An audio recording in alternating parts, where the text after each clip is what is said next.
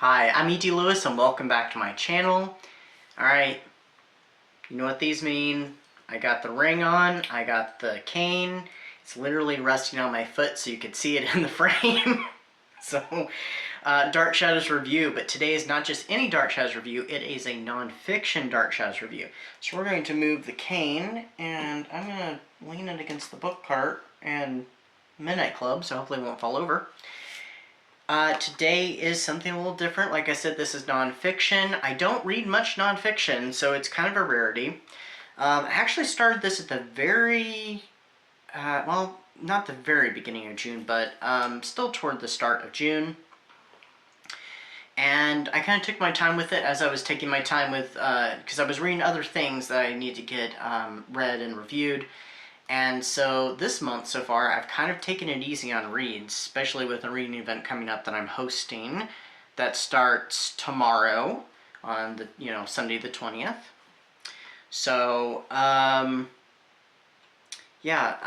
was requested, or I was asked some years ago when I'd started doing some Dark Shadows videos, someone asked if I was going to do any nonfiction Dark Shadows, and I think I said that it was a possibility.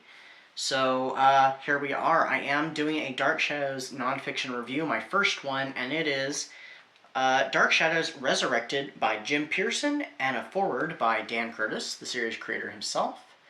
So hopefully the ring light doesn't get that too much. I can always flash a picture up on the screen. So this book came out in, I think it was 1992. It may be 1993. Copyright 1992, so it looks like it was 1992 then. So this is a book that focuses on the making of the Dark Shadows Revival series that ran in 1991, only for 12 episodes, a total of 13 hours, a 2-hour movie pilot, and then 11 one-hour episodes. So, it starred Ben Cross, Gene Simmons, Joanna Going, Lynzette Anthony, Roy Thinnis, among many other very talented actors. And this is a show that I have revisited so many times. And there's things that I have that, I never even noticed before until more recent viewings, and when other people have talked about it and pointed things out, and I'm like, I'm gonna have to pay attention to that. Then I watch it and I'm like, oh, there it is. So, a lot of those tidbits actually come from the Dark Shad-Bros. If you've not checked out their channel, check it out on Mac and Chat. I will link the channel down below, and actually I will link all the episodes that are based around this, because they did cover this over a course of 3 episodes, I think it was, very in depth. So I'm a big fan of the 90s show. It's not the original series. I've actually done a review on it, but I don't know if anybody really be interested in revisiting that. I'll put it in the link if you want to. You never know what I'm going to have in the description, so always check the description of my videos. But yeah, I really love this. I think it's something that, it's a shame it didn't continue. It's a shame that it got canceled. And this book does cover a little bit about that. It kind of gives it a few different things that had been talked about over the years, but in recent years we have found out that it was more or less a TV executive that pulled the plug on it because he didn't understand the show and the appeal of it. So, but I have heard that in recent years, or I don't know about recent, but later on he did say that he regretted pulling the plug. So it's a shame we didn't get more of this show, because, I mean, the actors were, great. And this book gives a lot of information. I wish it went in more depth, though, in the making of the show. I wish it had gone in more details. There were some interesting things about, especially the filming schedule, getting the writers together, how the show almost didn't happen, especially after they filmed the pilot, and how Dan Curtis kind of had to fight for the show, because they were only going to give him a limited amount of episodes, and he needed more, so they did manage to get those 12 episodes total. But yeah, I thought this was really cool, especially the way they rework everything and, you know, kind of touch upon highlights of the first couple of years of Dark Shadows. So, another little interesting tidbit I thought was particularly interesting. Another little tidbit I thought was particularly interesting was the model of the house, which you can see on the back of the book here. That's shown at the beginning during the title sequence, and for most of the exteriors of the show. I'm pretty sure there are a few exteriors that are actually filmed on the grounds of Greystone. Well, yeah, there are, because there's the old house exterior, I think. That model, it's a lot bigger than you would think. You would think it'd be fairly small. It's pretty big. I don't think it could even fit into this room. That's how big it is. And also, the designer actually had added a bunch of, as it says in the book, fantasy elements. Jim Pierson does a really good job with writing this book. I just wish, my biggest drawback is that it needed a little more. We even get pieces, highlights from the press conference. I'm getting off topic here. That was with Dan Curtis, Gene Simmons, and Ben Cross, which is pictured right here, actually.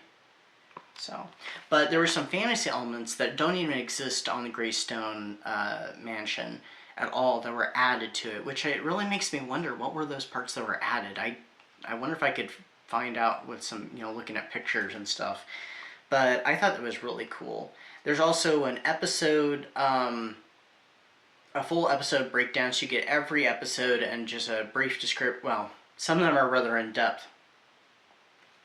There's also full episode synopses for each and every one of the episodes, and some of them are quite lengthy. I did find myself having to skim because I've seen these episodes. I know, you know, pretty much what happens, and I actually rewatched it not too long ago, actually, so it was still pretty fresh in my mind. But there are tons of photographs. There's even from the protests when they were picketing NBC, trying to get the show to, you know, trying to get them not to cancel the show.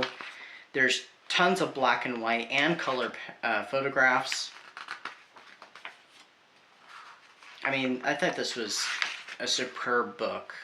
Besides its drawbacks, there's a great color photograph of Ben as Barnabas. Not pictured in the show because he's in his dressing gown in Collinwood, and yeah, he didn't stay at Collinwood, he lived at the old house. Oh, here's more of that model.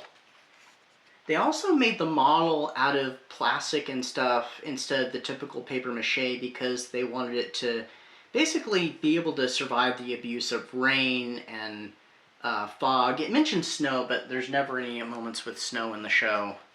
So, but I especially really like that view from the rocks, from the cliff. I don't know how well you can see that. So, but yeah, there's a lot of great stuff. There's even a collectible section at the back of the book. And the Innovation Comics, I actually have the first issue, but I don't know where it's at. No idea. I did read it, and I have read through synopses of all the comics, and they seem like the first arc takes place like during, like in between the events of episodes, I think 2 and 3. And then there's some other comic books that supposedly take place after the show ended. And then I think I read that there was one that they started, but it was canceled before they got too far into the arc. There is a brief postscript that's is based off of ideas for where the show could have went. I wish that had more detail. It just basically talks about Victoria and what happened to her right after she comes back, but it doesn't tell you much. So, and there's a great introduction by Dan Curtis, which I thought was really cool, hearing from him talking about this show, because I don't think in any of the interviews that I've heard, besides there was a brief bit I think in the Dan Curtis documentary. I think in all the individual interviews that are on like the DVDs and stuff, I don't think he mentions the 90s show very much. But anyway, I would give this book 4 stars. It would get another half a star or star if it had more information in it. But I mean, for what it is, this was excellent. So this was really cool.